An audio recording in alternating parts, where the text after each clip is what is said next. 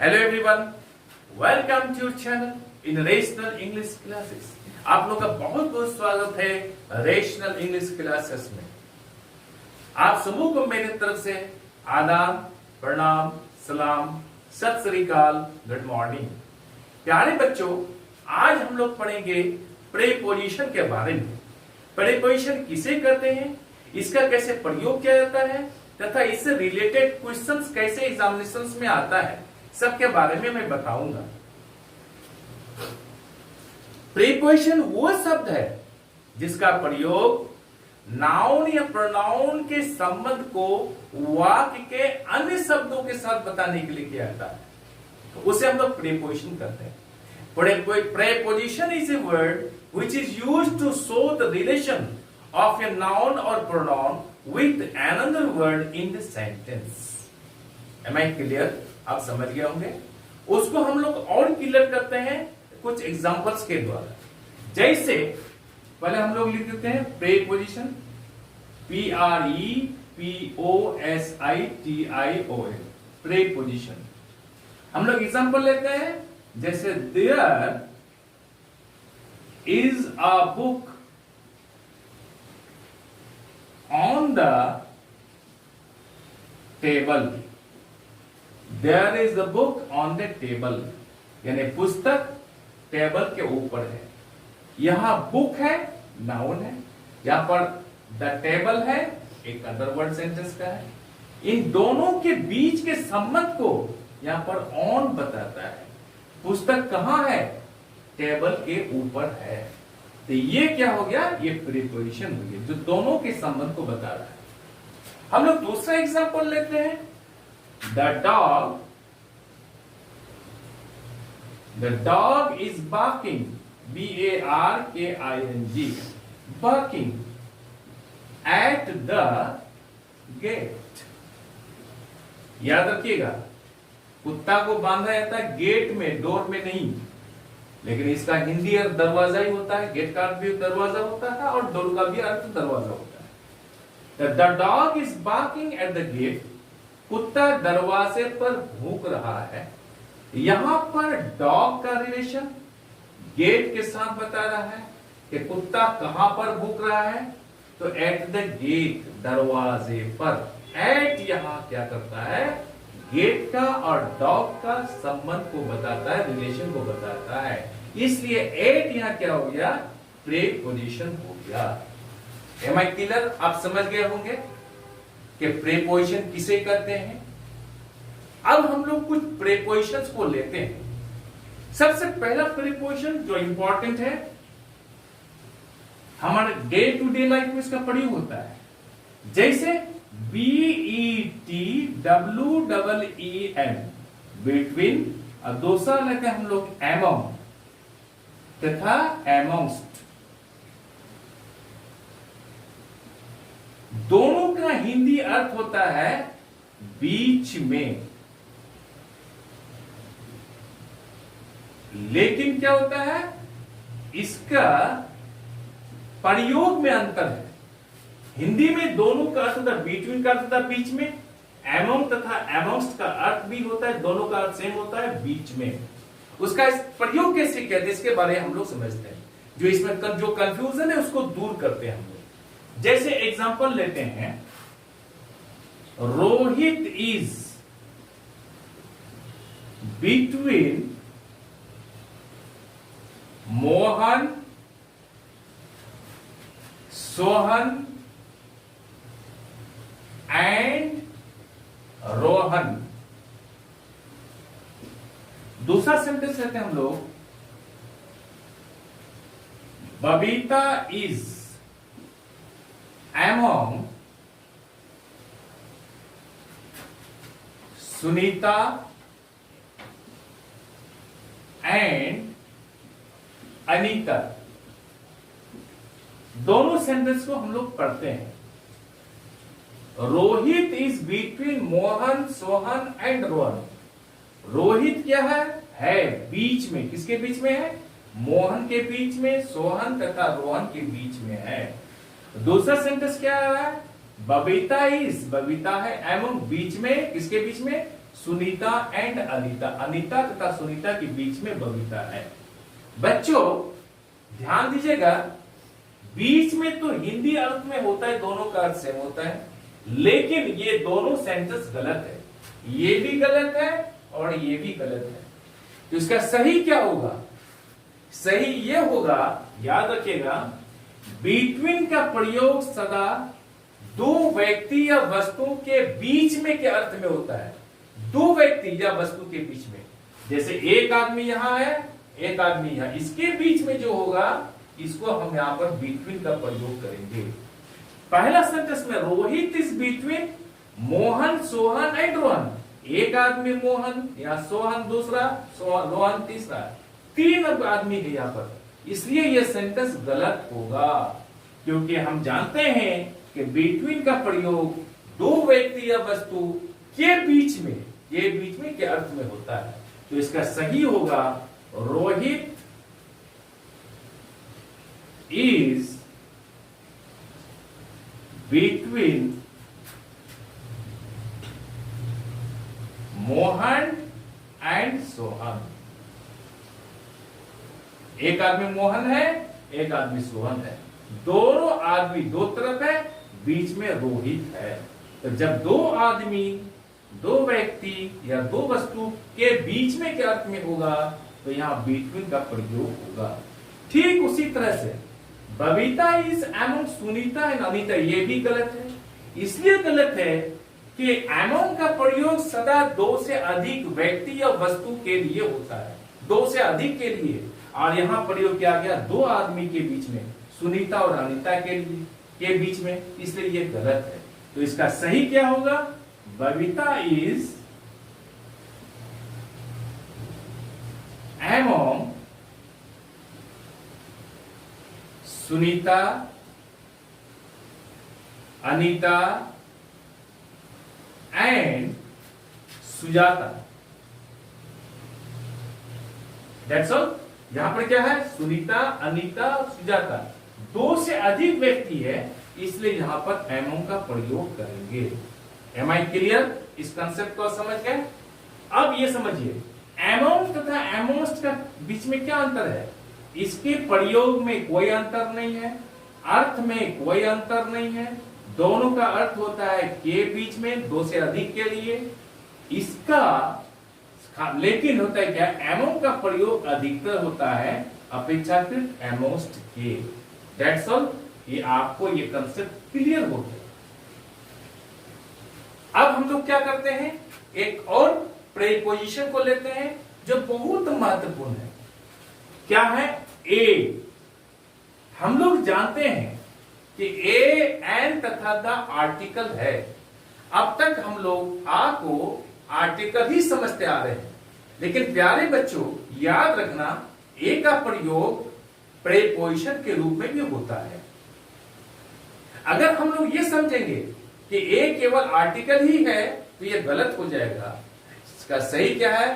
कभी कभी ए का प्रयोग प्रीपोजिशन के रूप में होता है। यदि ए का प्रयोग प्रीपोजिशन के अर्थ में होता है तो इसका अर्थ बदल जाता है। इसका अर्थ क्या होता है? ओन होता है, ओ एन ओन। कैसे? अब हम एग्जांपल के द्वारा समझते हैं। आई फाउंड हिम, फाउंड हिम, मैंने उसे पाया, आ बेड। अगर हम लोग ए का प्रयोग आर्टिकल के रूप में रखते हैं तो इसका अर्थ क्या था? I found him a bed, मैंने उसे पाया एक बिछावन। That's all. लेकिन हम क्या कहना चाहते हैं? ये कोई अर्थ का कोई अर्थ ही नहीं बनता इस सेंटेंस से। ये यहां पर ए का प्रयोग प्रीपोजिशन के रूप में किया गया है, और जब ये प्रीपोजिशन का प्रयोग होगा तो इसका अर्थ क्या? ऑन होगा, ओ एन ऑन। तो इसका अर्थ हो जाएगा I found him a bed, ये बिल्कुल सही है। तो इसका अर्थ हो जाएगा I found him on the bed. I found him a bed का अर्थ हो गया I found him on the bed. Am I clear? आप समझ गए? ए का प्रयोग कभी कभी, इसका दूसरा एग्जांपल भी ले सकते हैं हम लोग, जैसे he has gun, he has gone या hunting, HUNTING, हम लोग ये भी लेते हैं example, he has gone a hunting, तो इसका सही क्या होगा? he has gone on hunting, यानी वो शिकार पर गया। That's all। ए का प्रयोग कभी कभी प्रीपोजिशन के अर्थ में क्या होता है? प्रीपोजिशन के रूप में प्रति, यानी PER पर, या फिर हिंदी में कहते हैं प्रति, प्रति के अर्थ में होता है। That's all। इसका सेंटेंस कैसे होगा हम लोग? It's a mango sell eight,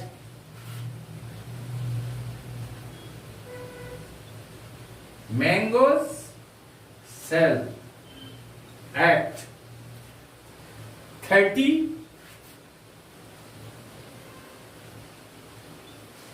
mango sell at 30 rupee। इसका अर्थ होता है आम 30 रुपए की दर से बिकता है, प्रति। एक अर्थ क्या होता है? प्रति, पर। That's all। ये आप समझ गए कि एक का प्रयोग जब प्रीपोजिशन के रूप में होता है तो उसका अर्थ ऑन भी होता है तथा पद या प्रति के रूप में होता है। That's all। अब हम लोग इसको स्क्रीनशॉट कर सकते हैं। आप लोग एक प्रीपोजिशन और लेते हैं हम लोग, जो आपका सारा कंफ्यूजन को दूर कर देगा। आप वीडियो को अंत तक देखिए और चैनल को लाइक और सब्सक्राइब कर दीजिए, ताकि आपका सारा कंफ्यूजन ए का प्रयोग के बारे में, अमंग का प्रयोग के बारे में, बिटवीन का प्रयोग के बारे में स्पष्ट हो जाए और कहीं पर कोई भी कंफ्यूजन नहीं रहे। और आज के बाद से आपका कंफ्यूजन खत्म। एक और हम लोग प्रीपोजिशन लेते हैं, वह प्रीपोजिशन है अलोंग, ALONG, अलोंग। जब अलोंग का प्रयोग प्रीपोजिशन के अर्थ में होता है तो इसका अर्थ हिंदी में क्या होता है, या इंग्लिश में क्या कर सकते हैं हम? हिंदी में होता है किनारे किनारे, इंग्लिश में होता है in the same line with anything, in the same line with anything. इसका हिंदी अर्थ होता है किनारे किनारे। That's all। अब इसको हम लोग एग्जांपल के द्वारा समझते हैं। He walks along the river bank। He walks along the river bank। Bank का अर्थ होता है किनारे, रिवर बैंक नदी के किनारे। He walks along the river bank, वो नदी के किनारे किनारे टहलता है, वो नदी के किनारे किनारे टहलता है। हम लोग क्या कर सकते हैं? रोड हुआ, रिवर हुआ, कॉरिडोर हुआ, इनके साथ क्या कर सकते हैं हम लोग? along का प्रयोग कर सकते हैं। जैसे ही दूसरा सेंटेंस लेते, ही वॉक्स along द रोड, वो रोड के किनारे किनारे टहलता है। he walks करेंगे हम लोग, he walks along the river road, वो रोड के सड़क के किनारे किनारे टहलता है। That's all। Am I clear? अब इसको हम लोग क्या करते हैं? एक अर्थ with लगाते हैं, यूज करते हैं। ALONG, along with। जब इसका प्रयोग along का प्रयोग with के साथ किया जाता है तो इसका अर्थ होता है के साथ साथ, के साथ साथ। इसको हम लोग एक सेंटेंस के रूप में प्रयोग करके समझते हैं। क्या समझते हैं? कि he went along, he went along with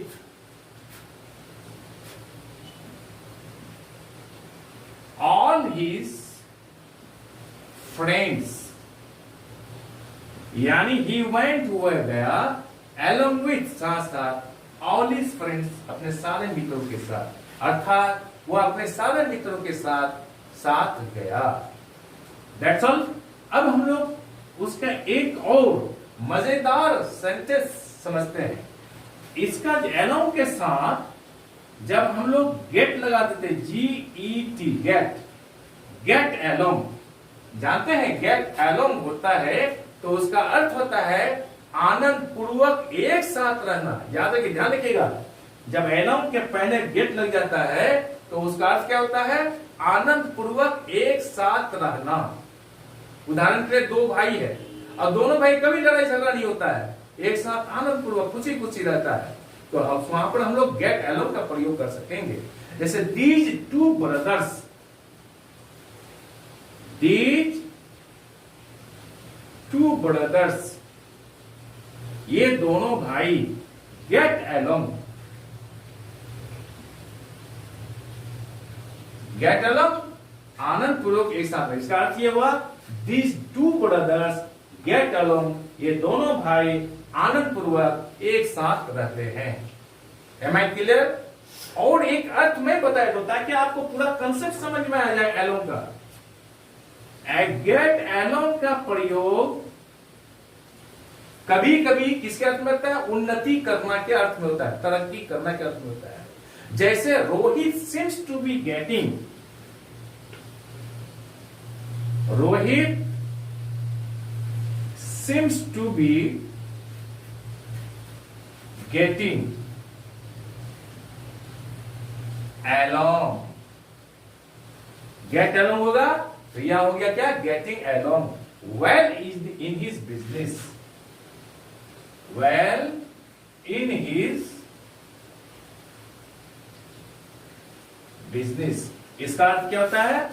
gate along का उन्नति करना, तरक्की करना। और Rohit seems to be getting along well in his business, और रोहित अपने बिजनेस में अच्छी तरह से उन्नति कर रहा है। Am I clear? I am sure कि ये वीडियो आपको अच्छी लगी होगी। आप चैनल को लाइक और सब्सक्राइब कर दें और बगल वाले बेल आइकन को दबा दें, जिससे कि हर आने वाला वीडियोस का नोटिफिकेशन आपको मिलता रहे। बाय, आप लोग खुश रहे।